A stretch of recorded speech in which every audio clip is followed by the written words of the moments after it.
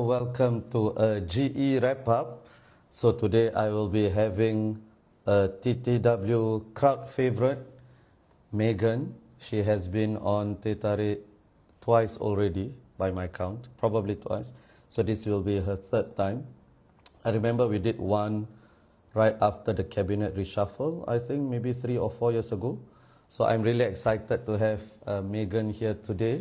It's supposed to be a bit more light-hearted. Of course, we hope to discuss some serious issues and give some serious thoughts, but just a chill wrap-up because we have worked a lot the past couple of weeks, so we want to relax a little today. Hello. Hello. Yes. Okay, so it worked.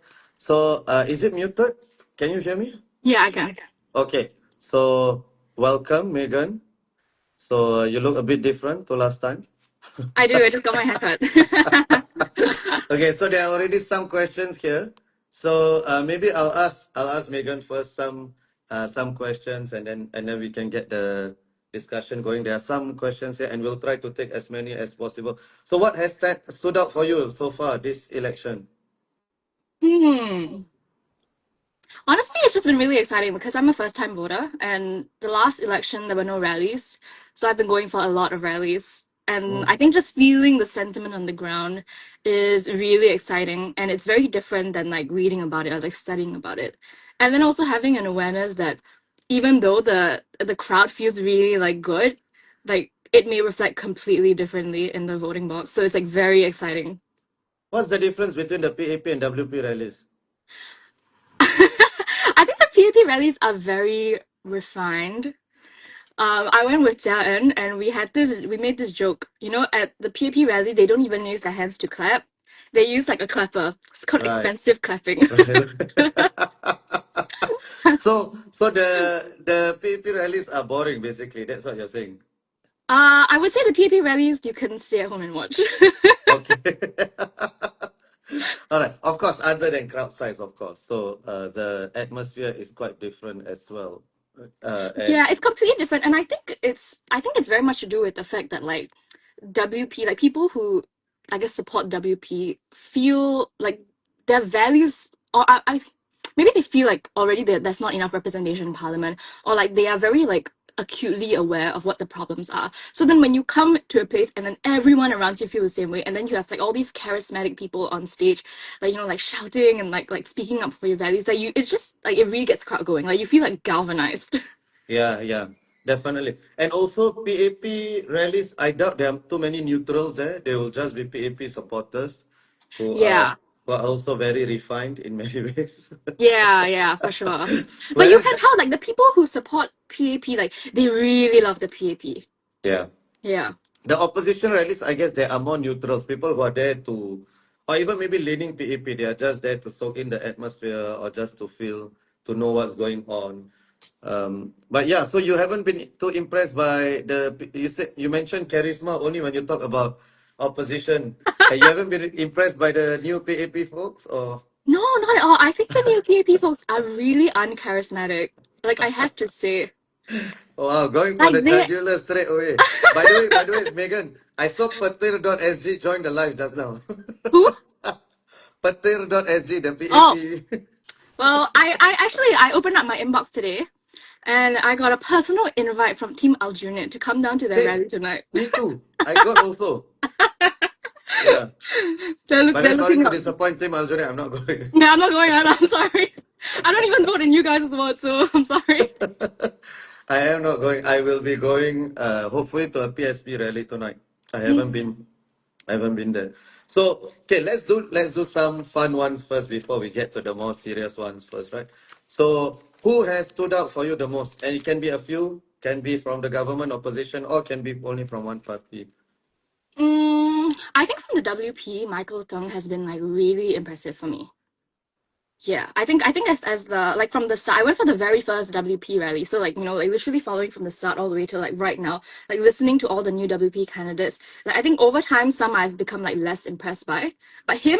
Like every single time he speaks, I become more impressed by him. I think he's someone who speaks with like a lot of nuance, and I think that's just something that is missing in a lot of other like candidates, like whether from WP or PAP or any other opposition parties. Yeah, I'll do, you do one, I'll do one. Okay, so Mm. Michael, I agree. So that's a catch, and also he's in Tampines, so that makes it even more exciting. Um, Arifin from SDP, I have been very impressed by, and I said, and I don't mean this in a pejorative way, right? I said he's a boy. He's 27, 28. Of course, he's a man, right? But he's a boy politically.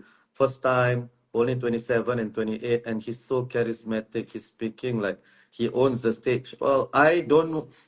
Under normal circumstances, I would wish him all the best, but he's going up against the PM, so I want the PM to do well in his ward as well. So, so I think he is a star to watch for the future. I don't know whether you've got any of his. Yes, I have. He's fantastic. I've also actually the next person I was going to say was him. Oh, really? Okay. Yeah, Then so do you you took have took any pulled the rug others out other of me. than the two?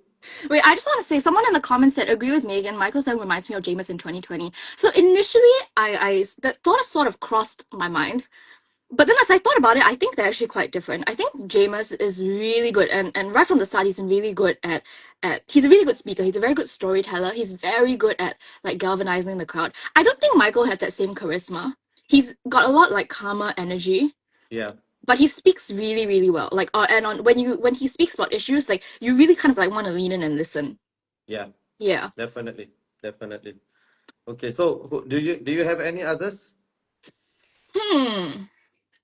or should we go to the ones who have turn us off the most? So I have a couple of others actually. Well, I would say the two leaders of the parties, PM and Pritam, both have done really well. I thought they have really been impressive. I think PM has been quite statesman-like, and Pritam, as you know from the rallies, his speeches are just different level, right? It's completely different level, gets the crowd going, and there's also a difference between giving a good parliamentary speech and a good rally speech. And he's able to do both, right? The parliamentary speech is supposed to be more refined, more measured. The rally speech is supposed to be more galvanizing, and he's able to do both. I think, Professor Charan George start a discussion on his Instagram. He said, "Oh, why? Let's discuss. Is Pritam the most charismatic speaker since Lee Kuan Yew in Singapore?" So, Wow. yeah, That's a tall order, but I mean, yeah, that's a tall order, man. That is something. That's really something. I think I can see it. I can see it. Like he really like listening to him at the rallies. It's like wow. I completely like if I were like an on the fence voter, I'd be like whoa. I'd be like sucked in. Right, right, Yeah. definitely.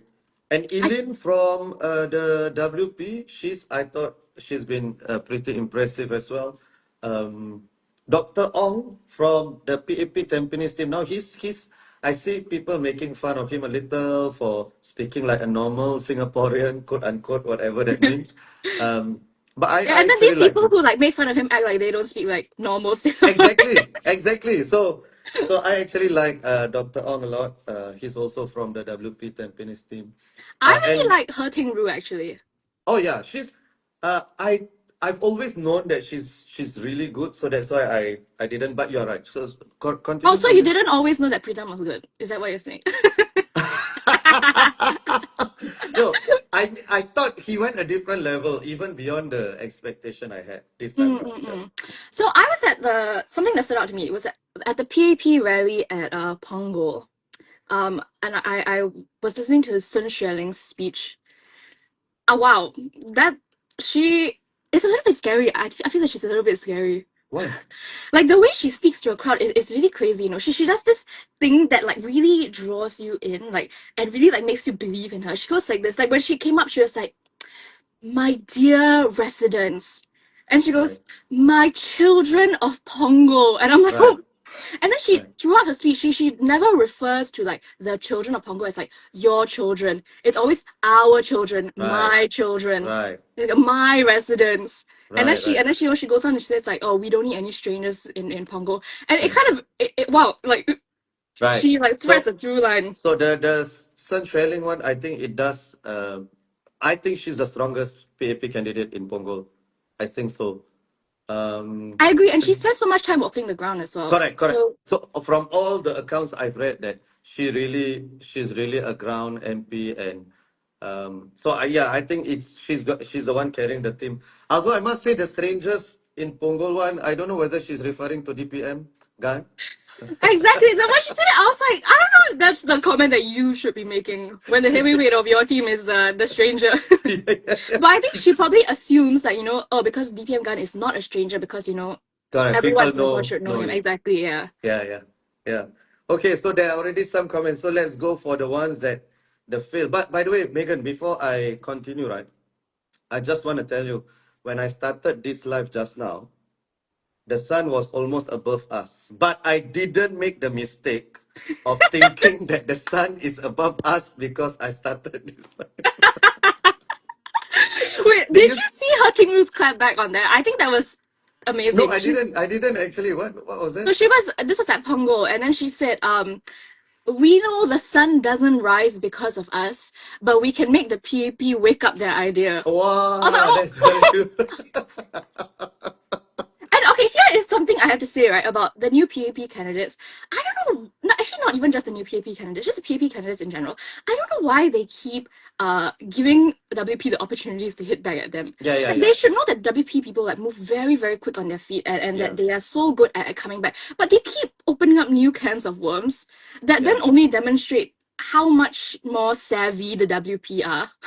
Yeah, I agree. I think that they gave so many opportunities. I remember the PAP Aljunied team, for instance, said that, oh, us not having political office holders is a good thing because it gives us more time. So I was thinking, I immediately posted a story on that. I said, huh? That means all the PAP teams are disadvantaged because they have office holders. Then Pritam did mention that at the Tampines rally, So, and you gave another example, the strangers comment, there are so many that I'm thinking that Zainal Sapari, also a friend of mine, he did the look left, look right thing. Sorry, Mr. Zainal, not your finest moment. And he said they only appear once in every 5 years. I don't know whether you can say that when DPM gun is behind you in Punggol. So Exactly, or even the comments about opposition like changing where they feel their candidates. yeah, Like, firstly, like, you guys are yeah, doing the exact same thing. yeah, yeah, That's number exactly. one. Yeah, And number two, like, the gall of you to say that when you guys are the one who gerrymandered yeah, and yeah, changed the boundaries. exactly. Like, if So you think people that's are too stupid to pick up on that, so not that's only that you think that's that the people are thing, not right? When stupid, they were yeah. talking about Chee Soon Juan about that and moving, and also he's moving because the boundaries change, right? So what is this? Like, Exactly. so And it's you ask just him so to funny. respond to it. Like, yeah, he's gonna Yeah. tell you, oh, have you heard of my good friend Jerry?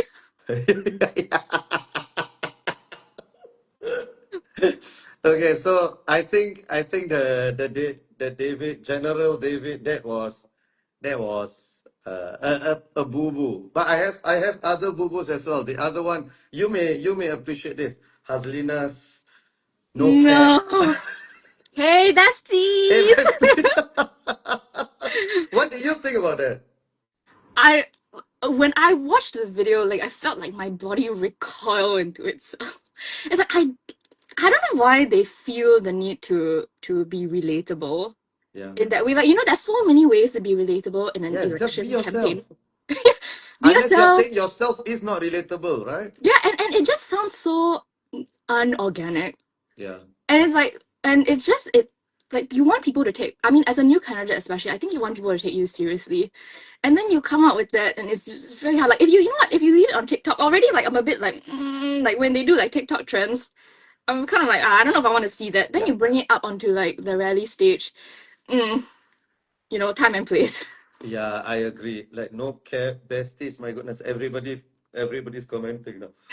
The speech was cringy, yeah. Again, so the thing is, it's people who make these boo-boos on their first encounter with the media. I think the first encounter with the media for the PAP, you just don't have to screw up.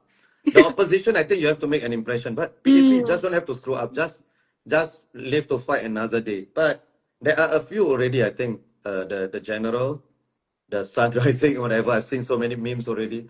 Then the Tampines candidate, Babyface. And then wait. Then Haslina. Um, I have a few others that we'll get to as well. And I think for them it can go either way, right? Like Tin Pei she made a very bad first impression. Now she is one of the great political comebacks. Chan Chun Sing as well. Although the Kichu thing still hangs over Chan Chun Sing even after 14 years. So my worry for this is people will always remember them for this moment. And you know, I also don't want to be too harsh on them. It's very difficult to do such a thing, put yourself out there and give speeches, especially if they fumble on live interviews, right? I am more forgiving, but those are prepared speeches. And that means they wrote it, people vetted it, and that's what they gave, right? Wow, then, That's exactly what I'm saying. Like right from the very first time where Babyface was Charlene introduced herself, yeah. my immediate question was, who on the team approved this? Like it went through so many layers, I'm sure, and nobody told her like, I don't think you have a baby face. Like nobody told her like you're setting yourself up for failure. Or even Marshall in Hougang, Oh my God. like you're setting yourself up I'm for a the fight. hits. Like, why is he like, again, Like of that one all I felt places like, to why are say, you you say in scolding? Hougang. What do Why you are think you they're fighting scolding me? against? What do you think they're fighting against? They're fighting against you, That's why. Merlimancer. That's why. That's right. So that's the other thing, right? So I've seen this even yesterday PM, and I think respectfully I have to disagree with the method, which is trying to say there's personal attacks against. So you can't. If you are the party that has been in power for 60 plus years, trying to play victim will not work. I'm sorry, it just won't work. Just electorally, it won't work. People won't see you as a victim. That's not it, right? When Yeah. people see maybe Faisal Manap, maybe they see a victim. If they saw Raisa Khan in 2020, maybe they see a victim. If they see maybe Alexis or whatever it is, they can see. They see Arifin, maybe they see a victim. But I'm sorry, when we look at the PAP candidates, it's not. And there's nothing you can do about that. It's just the function of you being in power. But then I think you shouldn't use the victim card. I don't think it's gonna work or it's gonna fly too Yeah, well. I mean, I also think that it's a pity like when they make blunders like that because of course all of them come from really interesting backgrounds Yeah, or backgrounds where they've done a lot of great things for like in the public sector or wherever else, and because of that, and because they're new, precisely because they're new, no one is really going to pick up on that. They're going to pick up on like the the hot moments, yeah, and on the note of like, will it ever leave them? Like they may recover from it, but it will never leave them. Like true. with Kim Pei Ling, like yeah, she's more than recovered from it, but everyone still knows her as Yeah, them. true. The fact that we Yeah. are discussing her as a comeback story means that we are still referencing Exactly, 2011. exactly, Yeah, exactly. yeah, But I yeah. will also say that her case is very different because like in her case it was that people dug that up and was like, oh, look Correct, at her, right? correct. It was Yes, not that she actually made a blunder while she was yes. campaigning. Yeah, yeah. Yeah. So you're right, you're right. Although she did say, I think in response to a reporter, she said, "What's her biggest regret?" And which wasn't a terrible answer. She said her biggest regret is not bringing her parents to Europe or something. Which at 27, like I think that's an okay regret. What do you want her to say or anything? But she was slammed for that. So there's a comment here, Dr. Chi's Fullerton rally. I think yes, Dr. Chi. So maybe I just use this. I had some other candidates to go, but no worry, we'll return to that. So Dr. Chi, I think Chi Soon-juan has done well. He always does well in the rallies.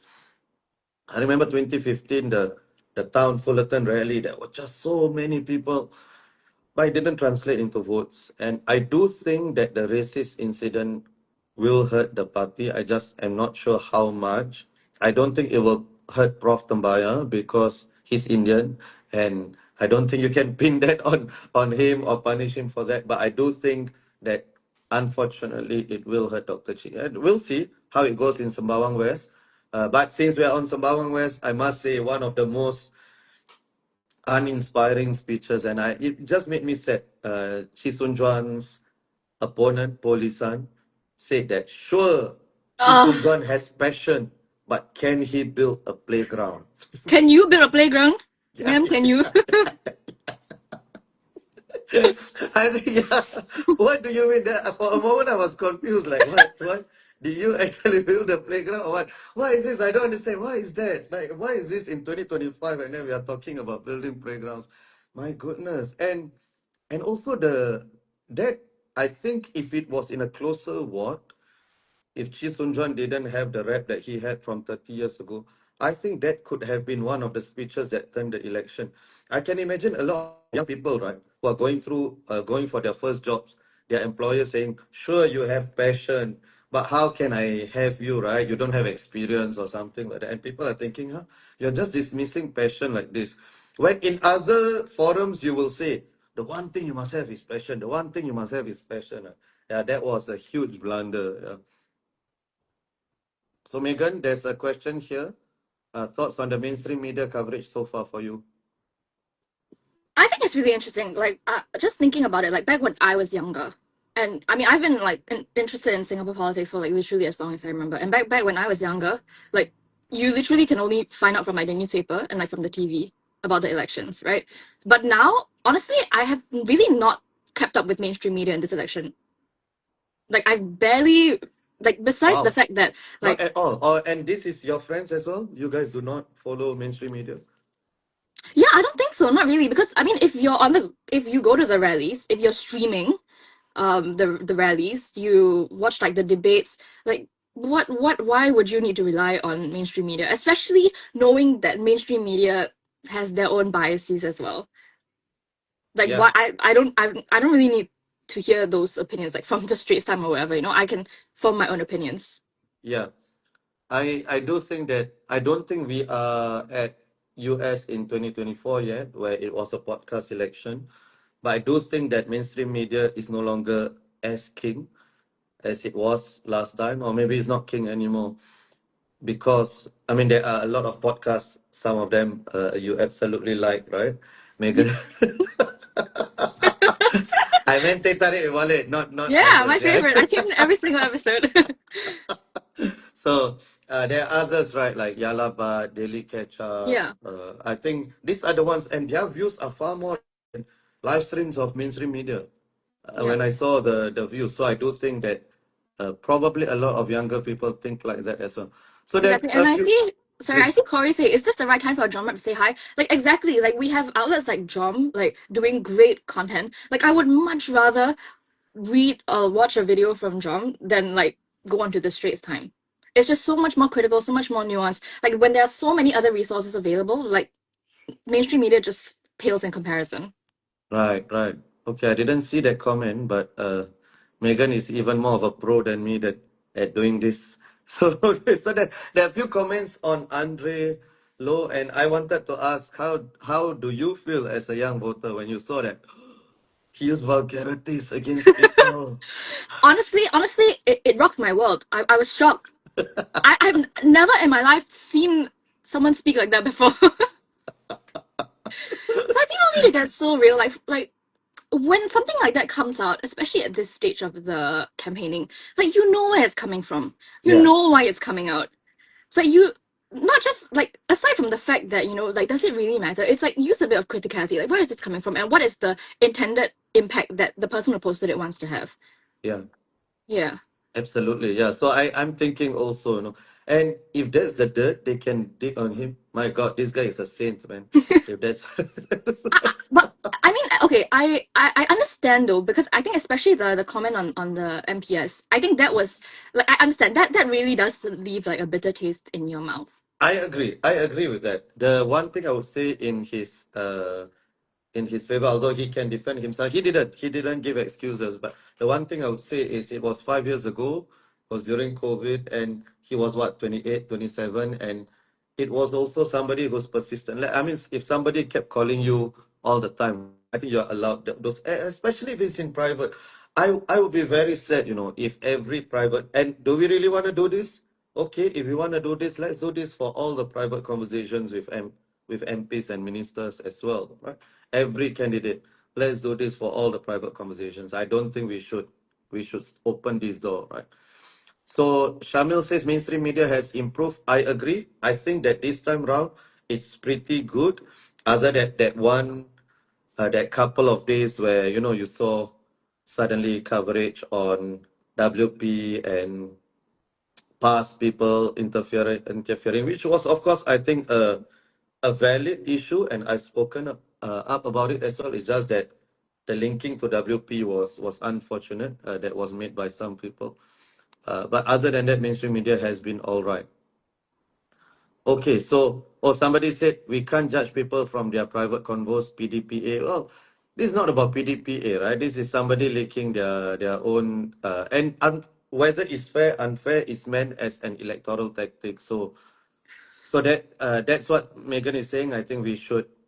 I think most people will see that it is something that doesn't matter. Yeah. I'm sorry, I started laughing because I saw a hilarious comment. Someone said, if you go on drinking for hours every night, you might order a drone strike on you.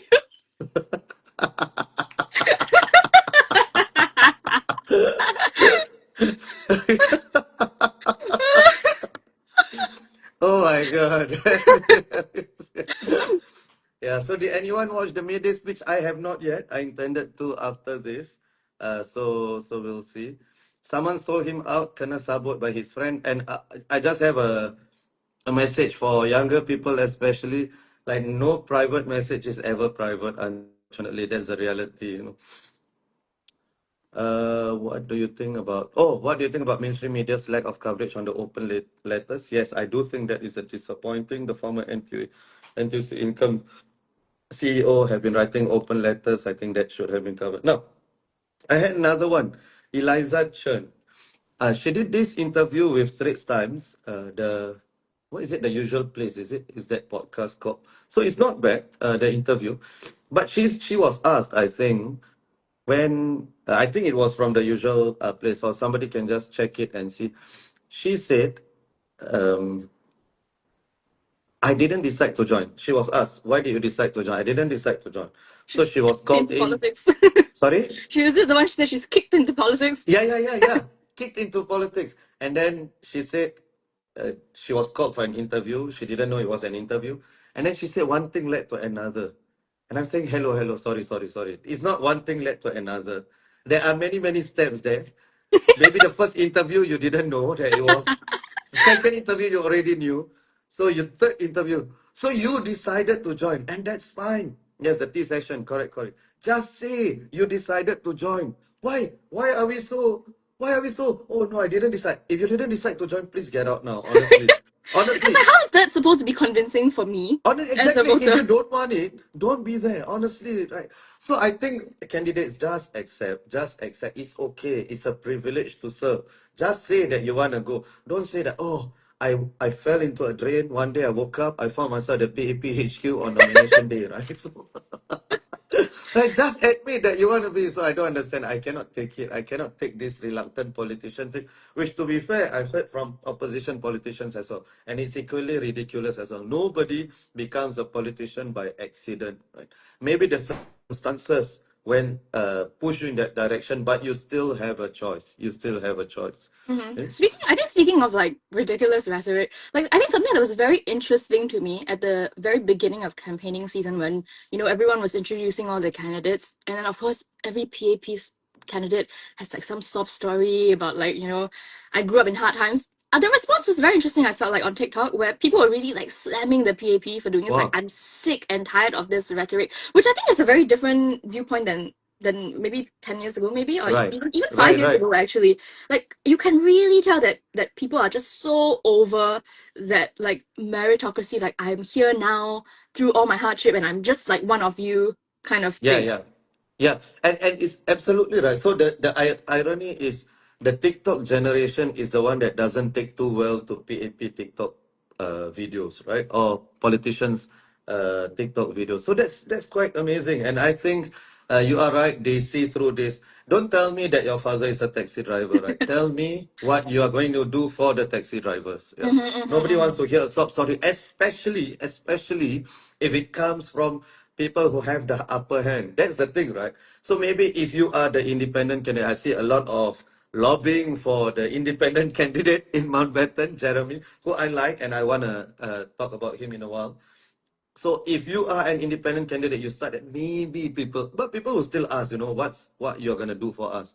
But if you're just gonna start with your top, I'm sorry, I am not gonna. And I think a lot of people also they see through it. But I thought in 2020 already didn't work. I don't know why they are still using it. No, this is, you know what? This is a question that I've had on the top of my mind, which is like, did they read your book? Like, no, no, no, no. No, they I'm not. didn't. They I'm not didn't. trying to be funny. sure you could have like asked maybe a few of them to read it, give you the chat GPT summary. It's like you have like a guidebook, you know, on all the things that you did wrong, and you Yeah, still didn't pick up on it. And I actually thought that this election season, the PAP would really step up their social media game, yeah. because I think that was such a huge factor that affected how their popularity was like in the last election. But I don't think they have. Yeah, yeah. I agree. I agree. And I think, although what I would say is the PAP social media game doesn't seem as unified in the sense that each candidate is allowed to do their own thing. So some people actually do quite well. I don't know what you think about Ong Ye Kung's one. I think he does a pretty good social media game. I know you have higher standards than I do, so No, it's not that. It's just that when he makes these TikToks, right, I just question who he thinks his audience is. No, no, really, because like it's so cringe that only like the younger ones would really eat it up. And then the people my age who are like, you know, first time voters are kind of gonna be like, what are you doing? Because right, I right. don't know, like, yes, it's great, it's fine and well that you wanna like get onto the trends and you wanna, you know, whatever. But it's like, do you actually know your audience? And I think that's actually a huge problem with the PAP in general, not just on social media, but even, I'm so sorry, like on your live, Yeah, yeah, like yeah. when they speak, like, do they know, like, the live that you did, was it yesterday or 2 days ago with With Baeyang King? yeah, 2 days ago, yeah. And then he said, when we were talking, when you said, oh, if people were voting based on like your, you know, constitution, they would vote PAP, but if they're voting based Yeah, on parliament, they will vote for yeah. WP. And then he said something like, oh, actually, I don't think like Singaporeans really like care, like listen to what's going on in parliament, and you Yeah, know, that there's that like too that much one arguing, was too much going on. that It's like, was wild. do you know who you're talking to? You're That talking to your Walid's audience who is listening to you in the afternoon, yeah. like taking up time out of their busy afternoon to listen to you. You think this is the audience that doesn't listen to what's going on in Yeah. Parliament? Yeah, that was a bit wild when he said that, and but he quickly, I think, semi-corrected himself by saying not that it doesn't matter, because if you are saying that, then and it's true that people may not follow Parliament, even factually, they may not. He may be right in the sense that they don't follow nitty-gritty, but they follow what happens afterwards, the news coverage, the Exactly. commentaries on it. All those generate lots of news. So I don't think that that was the strongest moment in that interview. Although I would say he carried himself pretty well. I don't think anybody else from the PAP Tampines team could have done such a good job. So yes, so definitely reading the room, Megan. A lot of them are not reading the room, right? Yeah. That's yeah. So I really don't know why. Maybe it's also the stress of the campaign and so on. I'm sure So it's even as someone just viewing it, it's very overwhelming. There's like exactly. constantly Exactly. information. For us, it's already overwhelming. Can you Yeah. imagine? I'm sure they're sleeping, what, 3, 4 hours. I'm sure their Mm-mm. spouses are unhappy at them, spending very little time with them. So, yes. So, Mountbatten, I think I have a lot of respect for him running as an independent. It's even harder than running as an opposition in some ways. So, I wish him all the best. I was very impressed by his appearance.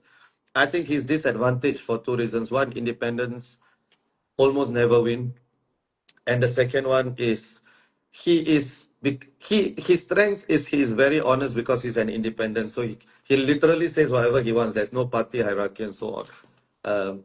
But he may be too honest for his own good. So I do think he'll get back his deposit quite comfortably. I think so.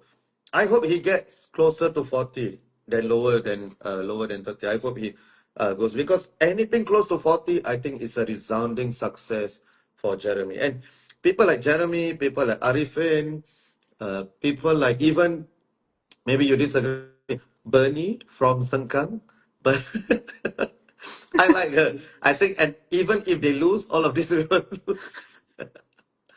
I like her. I like her. Okay. The TikTok videos aside, although I know it's difficult to say TikTok videos aside. So these people, even if they lose, Faisal from the PAP Aljunied team, I hope they come back in different capacities.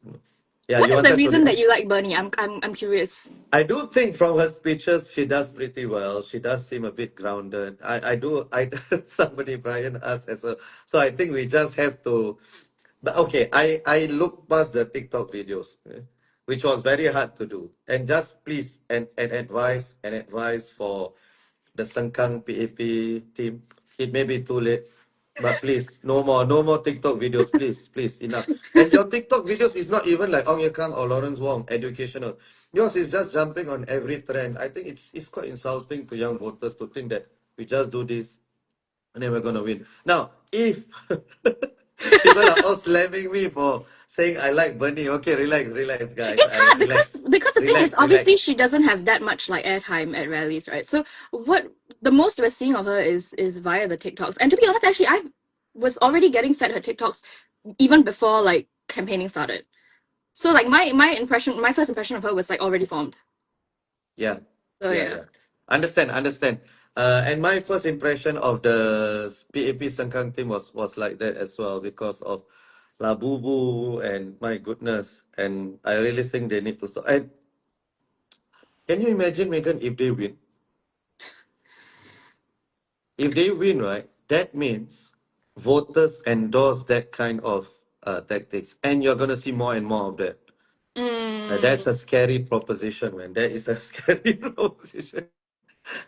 I didn't receive any labubus. Okay, so all right. So there's the comments actually, buzzing just speaking because. Yeah, speaking about Bernie, right? I just kind of want to talk about like the female candidates in general and like please, the reception around them. please. It's shocking. It's really, really shocking. And I'm curious like what your thoughts are on like how is it that as a society we can move past this? Sorry. What do you mean? It's shocking. Can you elaborate?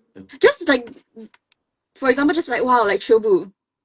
Like just Chobu, like all the way Chobu and like just not really like listening to them, not really like giving I mean, yes, they give him the time of day, but I think I feel for like very different reasons. Mm. And the conversation around them is like you will never ever get like oh two male candidates like which one is more good looking like which one is more buff. But the moment anyone feels like a Yeah. female candidate, that's the conversation on the table. Yeah, I was a bit surprised as well still the other day because I guest hosted Daily Catch Up, and so there were two sets of candidates. The first was Alia and Alexis, and the other was Michael and Dr. Ong. And when it was Alexis and Alia, I could see the chat, and people are just commenting on, and it's almost as if you can't win the best you can get for this crowd, right? This crowd who still sees women candidates in this. Although I don't think it's a majority, but there's still a substantial number. The best you can get is just they say Chobu. That's the best. That's the least misogynistic. Because if they comment you as they say you're a bimbo, that means you didn't make sense. But if they say you're Chobu, they only comment on your looks, that means they think you made sense. So they're just gonna comment on the look. So I must say I was a bit surprised as well in Mm-mm. 2025 that I saw a lot of this. Um, and I don't know how we can ever fully get around this because we know that looks do matter in politics, both for men and women. But for women especially, it seems much harder. Seems Yeah, much and harder to be I a woman. was wondering like is it because like maybe I don't know, like is it because it's such a special sight to see like a woman in politics? But it's not like we don't have any women in Singaporean politics. Definitely not a lot. But it's not like a new thing either. Yeah. It's not like it's a new thing either, right? So yeah, I don't know. It's just that maybe we are getting a more younger candidates as well. So Mm. that could be part of it. And I think there are a lot of people who say this. Do you see the video, by the way, before I get to Silva's comment? That guy was shaking Alexis's hand. It's Yes. my God. Oh Oh my my god. goodness. What was that like? I was thinking, And oh yeah, my and God. as a candidate, like she can't do anything, which Yeah, feels but just so I'm also awful. thinking people around her should intervene, just pull his hand Exactly, away or exactly, just pull exactly. his hand away or something, right? I don't expect her to react, but uh, Yeah. yeah, so it did, and this issue I wasn't actively thinking about it until when just 2 nights ago I guess Mm. hosted it, and then I saw, oh, it's still much harder to be them than to be the male candidates. So Yeah.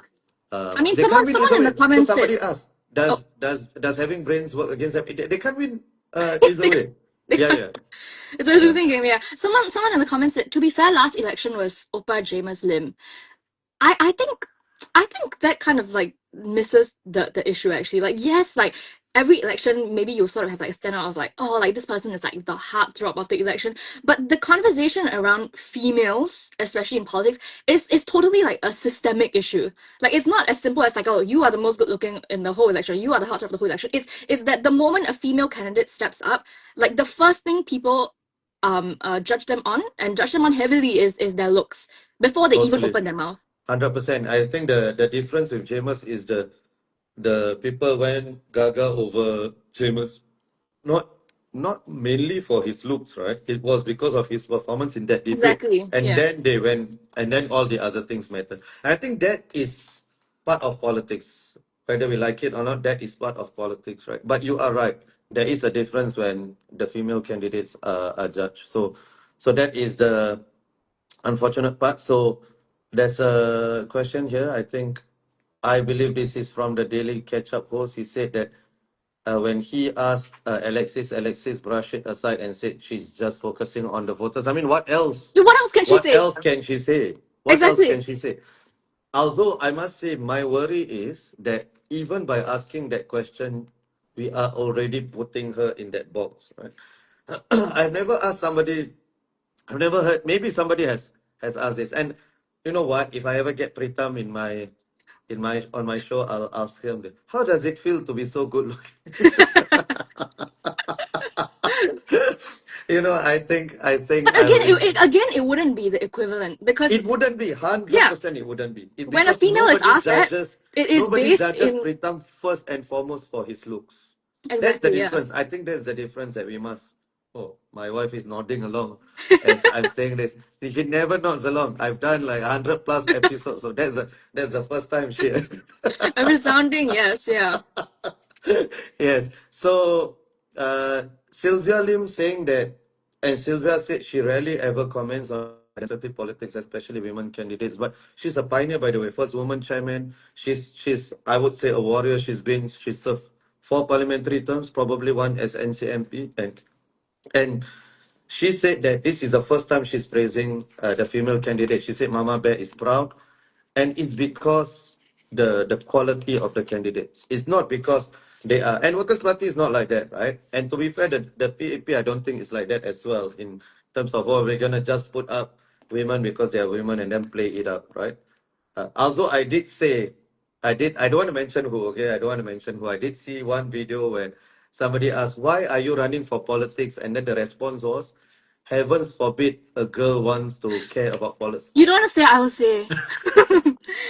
It's the same baby face candidate. I thought that, so I literally, I was like, what are you talking about? Like, and then she tried to jump onto like the narrator train. You know what? I don't want to talk about her. I don't want to talk about her. Yeah, so That's a separate I conversation. think, right, so just as we shouldn't be judging them based on their looks and so on.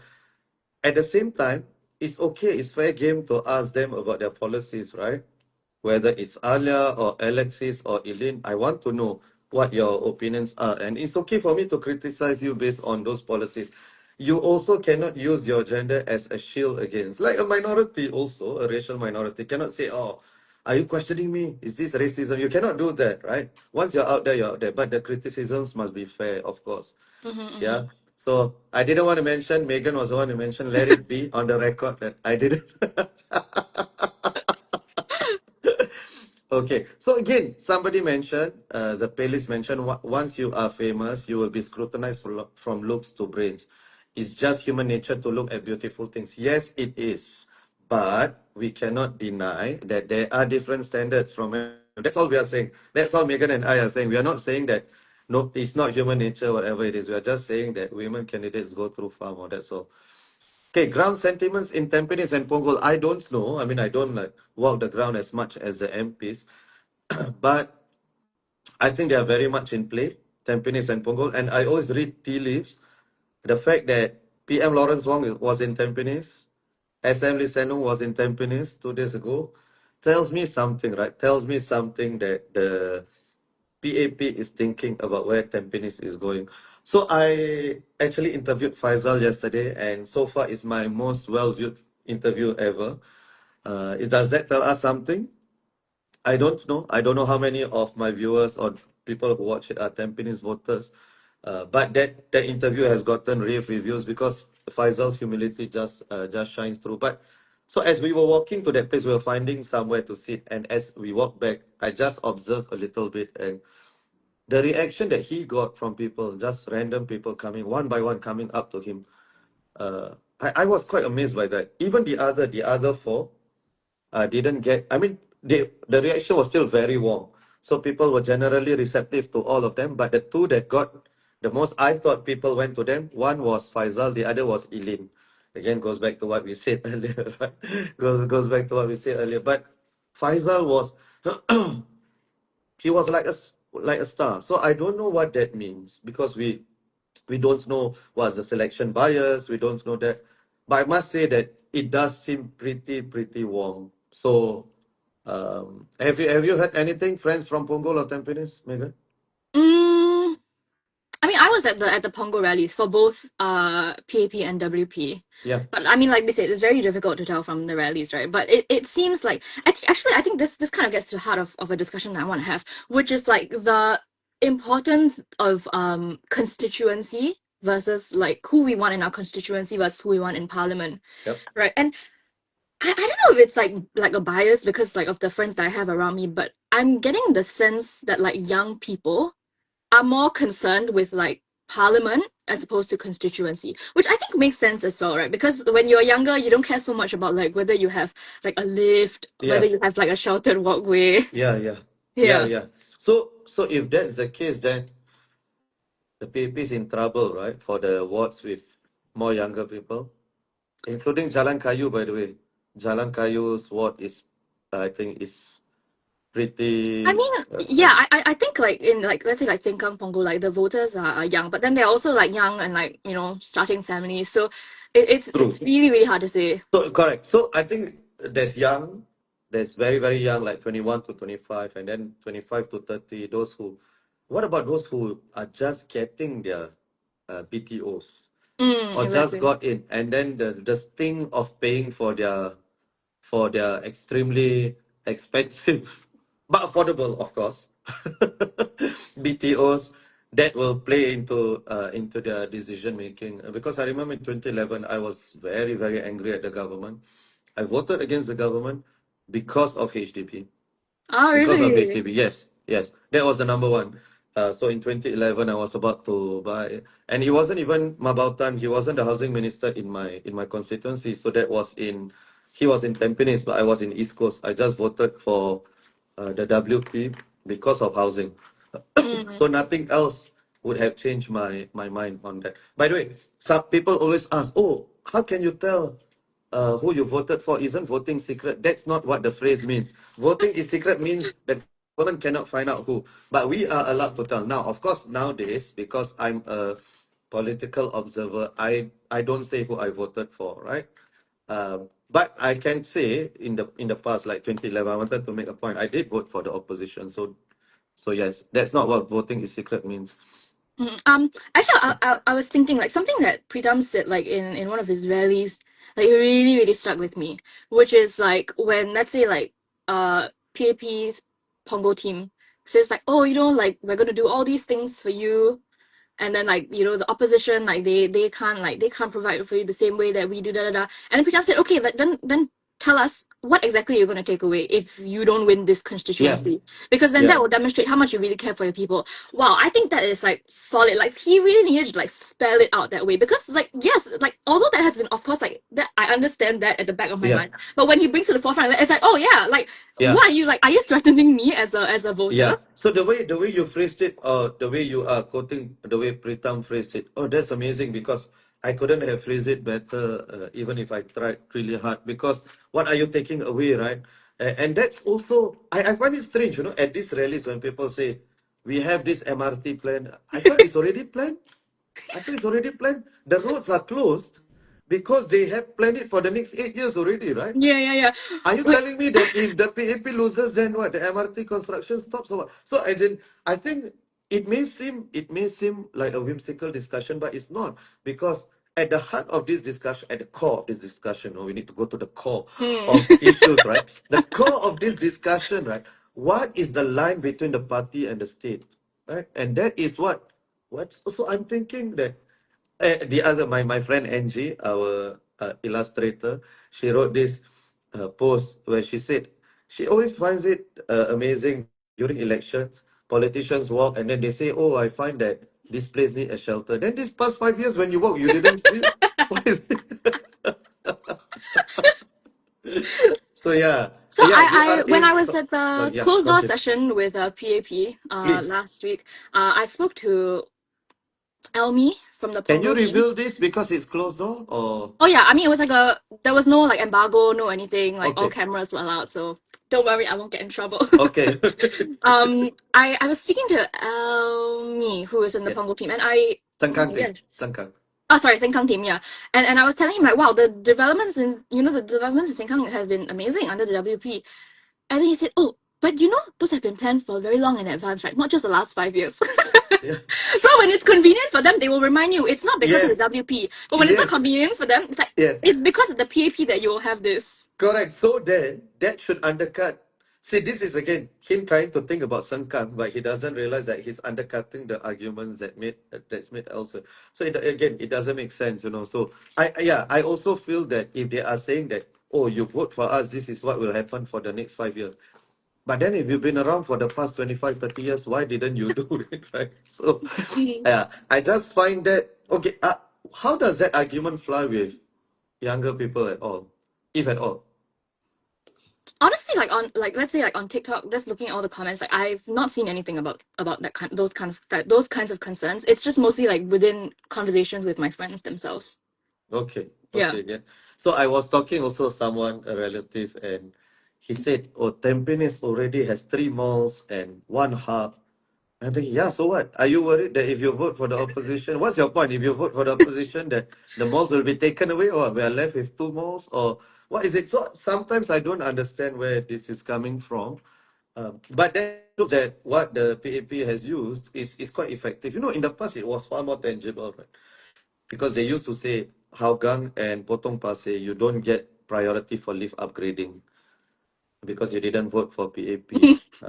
And Cham Sitong, I remember he made a very moving. I remember I was almost moved to tears with this speech in Parliament, and then he said, "I'll support this motion, but the Potong Pasir residents not children of Singapore as well? Do they not serve national service?" I thought Mm, it was very moving, and but yes, he still supported it because it benefited everyone yeah. in Singapore. So I don't But I know think now it's come if back to bite them in the ass. Like because I think so. I think so too. As yeah, in, I because then now think at the rallies, WP can say, "Oh, look at how they treat Hougang." Like that's what they think of you when you vote opposition. yeah. So I think so. I think I'm not sure whether this works well with younger voters, especially once you have a certain level of, the constituency amenities. There's a law of diminishing returns. I think the lift upgrading that really, really was a useful carrot.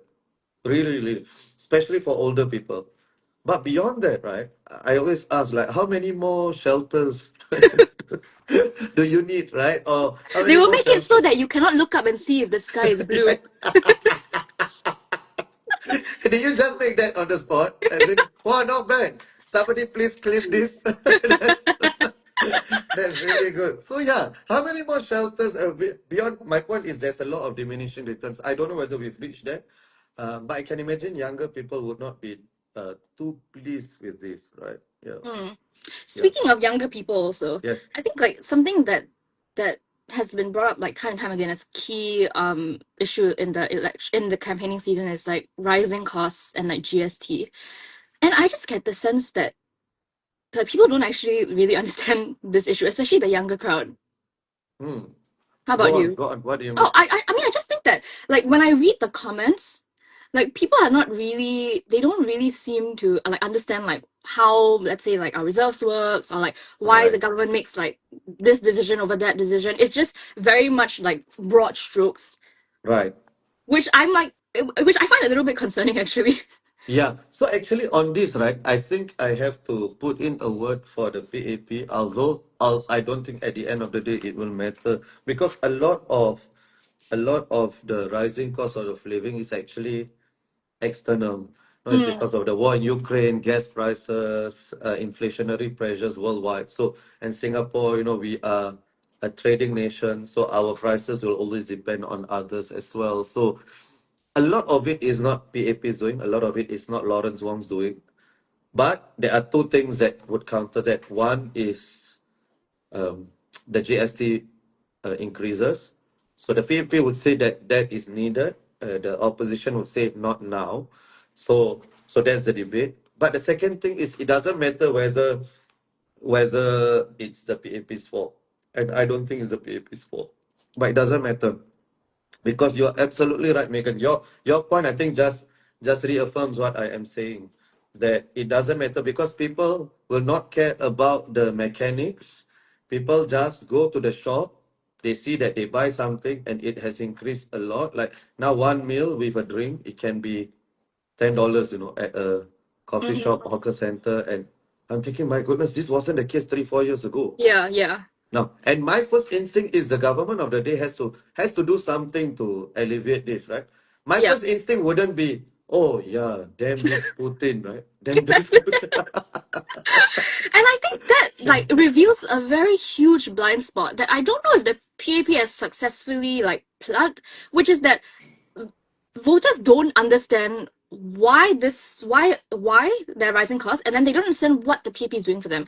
And then Yeah, the PAP will throw out, oh, we're giving you vouchers, we're giving you cash, we're giving you like blah blah blah. But no one really understands. It doesn't feel like a good bandage, and no one really understands like the significance of that and like yeah, how that helps them long term, for example. yeah. I absolutely agree, and I think this is something I hope that if the PAP is listening, they need to understand that it's not just you don't just tell people the law of averages. Right? People don't just look at macroeconomic data. You tell people that inflation has decreased, right? This is the consumer price index. To the average person, who cares? What I care about is whether prices for me have decreased. When people say GDP per capita has increased in the past, who cares? Has my income increased? That's what matters. So macroeconomic data, of course, it tells us a lot, but it doesn't tell us about the lived experiences of individuals, and they need to speak more to that, right? The lived experiences of the people. Yep. Yeah, so maybe people they have not done a good job of explaining this situation. Although I would also still caveat it, no matter how they explain it away, I think people will still blame them for it. Just I mean, because but that's they're the government. responsibility of being the Correct, incumbent. correct. That's the responsibility. Again, as I said, Lawrence Wong just took over for 1 year. As in, I'm actually sad for him that he has to go through all of this. But he's the prime minister, so he has to. Well, you don't look too convinced with my explanation, my No. defense. I was just thinking of something else that I wanted to bring after this, which is the Please, Lawrence Wong please, moment. yeah, Did you see the rally speech that he made where he said, and I wrote this down because I wanted to bring it up during this live. He said, if you want to have wealth tax on top of property tax, it simply means those living in private estates, landed property, you better be prepared for more tax to come if you have more opposition in parliament. yeah. And then that's like sort of like a little bit of a silence, and then some like Event straight like, plan. woo! And then he goes, how is it that only Marine Parade reacted? Why do you think, my good sir? Like the Yeah, craziness of spelling that out of like oh, you better vote PAP, like you rich people better vote for PAP if you yeah, want to yeah. keep not paying as much, and then to ask how come people are not cheering. Yeah. I think that was if he could take back one moment, I'm sure he would Yeah, take I that think that back. was like the worst moment for him in It this for in this him, I campaign think that was season. a gaffe. That was a gaffe, and but I thought when he sort of sensed the crowd well when they went silent. Then he said, "How come Marine Parade?" That was him making poking fun at his own situation, right? Because there's no way you know that that's Marine Parade, right? He's just making fun, making light of the situation. But yeah, that was an unfortunate. Yeah, somebody said tone deaf. I don't think that was very revealing or what. I think it's just is It's just he another thinking that instance that of is like the not really reading the room. yes, correct. That's not Yeah. reading the room again. And is that where he thinks the base is? Does he think that the base, the upper income, they are a secure PAP vote bank? Because I don't think the data really suggests that. It's difficult to know for sure. We can only guess by housing estates and who they vote for. But it does seem that the data points towards the lowest income, they tend to be more PAP.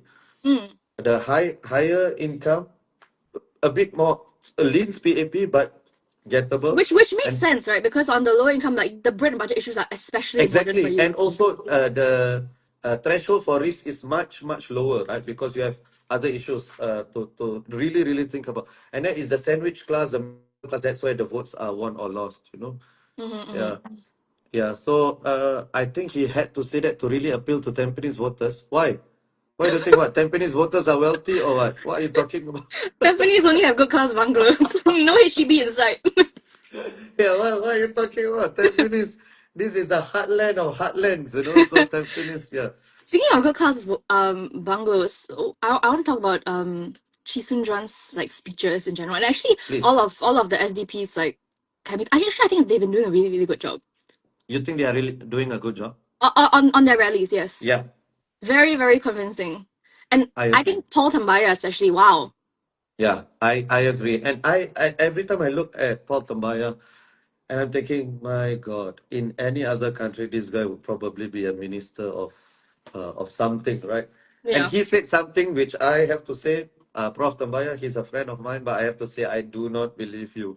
When you say you don't want to be prime minister, you only want to be minister of health. I No, saw, no, I no. saw. No, I'm not buying that. I'm not buying that. Really, you really think I'm so? not buying that. No, no. This is just like how I said about what Eliza, right? That Yeah. I don't want to join. Yeah, I say the same thing about Prof. Tobias. No, Prof.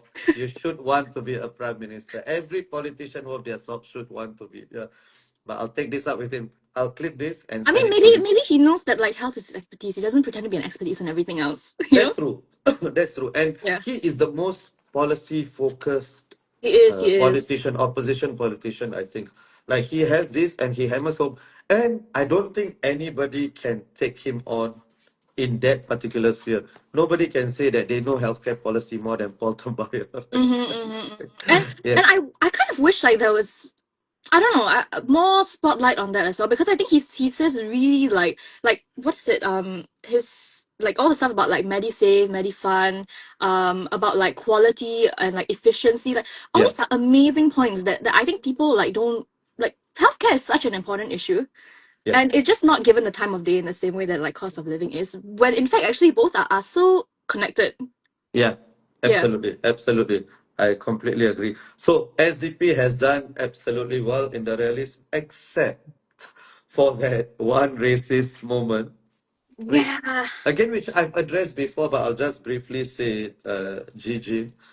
The context in which she said it was that she said that this is my friend. He's going to be he's as charismatic as Pritam Singh or something. So she wasn't being malicious. Mm, mm, mm. But wrong is wrong. So if Yeah. it was malicious, it would have been more wrong. But I think it's still wrong, even if there was no malice. So it's most unfortunate. But Arifin handled it like a pro, I I thought. think they are so lucky that they have RFM, because he really, I think, has his pulse on like what it is that like socially, very socially aware and involved voters are Agreed. looking for. And Agreed. I think it's Agreed. perfect complement to Chee Soon Juan and Paul Tambaya. Agreed. I agree. So I think for SDP though, what I would say is you have three. You have three stars. And that's it. Dr. Chip, Prof. Tambaya, and Arifin. And maybe Arifin comes into SDP is a game changer because maybe he can help rebuild the younger wing of the party. We'll see how it goes. Whereas WP, you see that they always seem to have, out of nowhere, suddenly they get Eileen. Out of nowhere, suddenly there's Michael. Where do these people come from? Andre Lo. I interviewed him. I didn't know about this guy at all, and I was so impressed when I interviewed him. Where have where have they been, right? So it does seem that WP's pipeline is better than the SDP. PAP's pipeline, of course, will still be the best, right? They just have more resources to bring in people. And the fact that we've only singled out 4 or 5 PAP new candidates means that generally the rest have been okay. I don't think the new candidates have been super inspiring, but some of them have been really good, I think. Generally, they have been okay. They have not made guests, but the few that we mentioned have. So, as you see, you'll be shocked how many people of that generation didn't know it's a slur. I know that. I'm not shocked. They didn't know it's a slur. But we are not talking about people of that generation who is a coffee shop auntie or uncle. You are talking about someone who's putting themselves out there for public service. So I don't think we can lower the standards and say that, oh, this is somebody who doesn't know, right?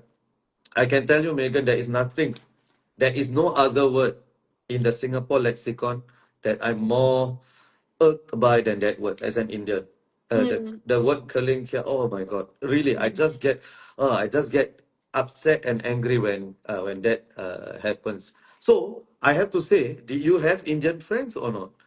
And for me, the fact that you used it not knowing it, did you have minority friends? And if you didn't, then that's probably a deal breaker as well. Yeah.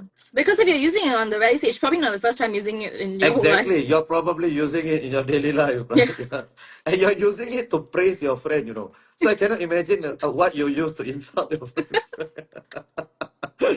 2030 suddenly have Megan or Walid running. Well, maybe higher chance for Megan, not No, not no, for no. me. I will never ever run for politics. So this is never say never, you know, Megan.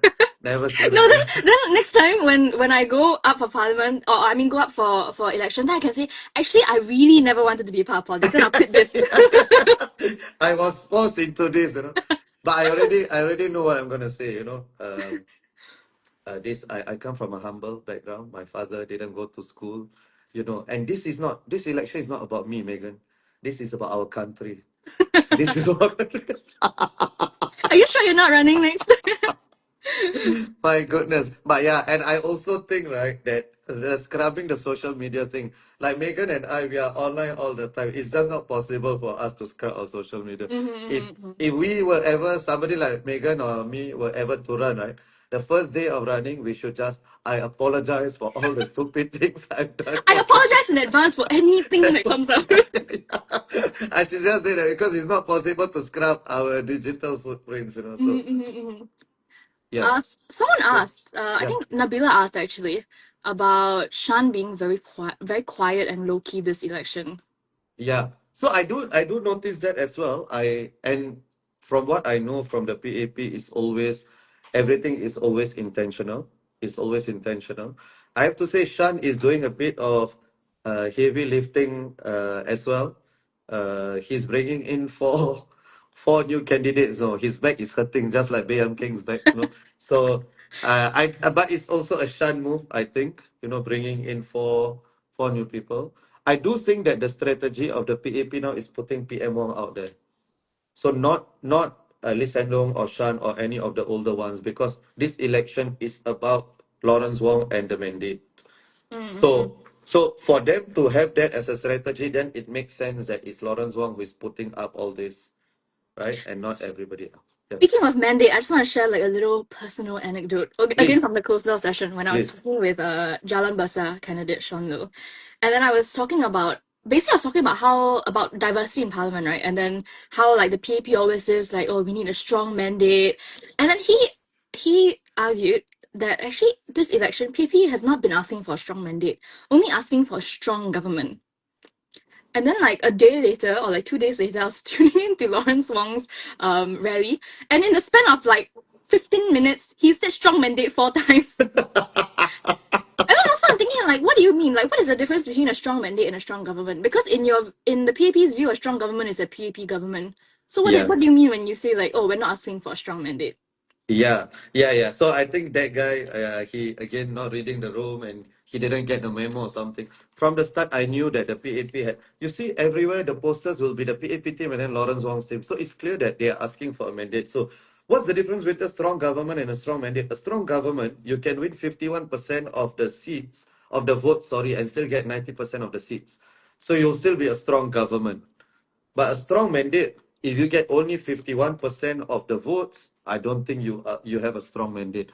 So the mandate, right, quote unquote, I know Alvin Ong has done a video, Dr. Alvin Ong has done a video on this, but the strong mandate for me is really about the vote share. And I think that's something that the WP like has grasped very well. But I don't think the PAP has actually. I think when they use the term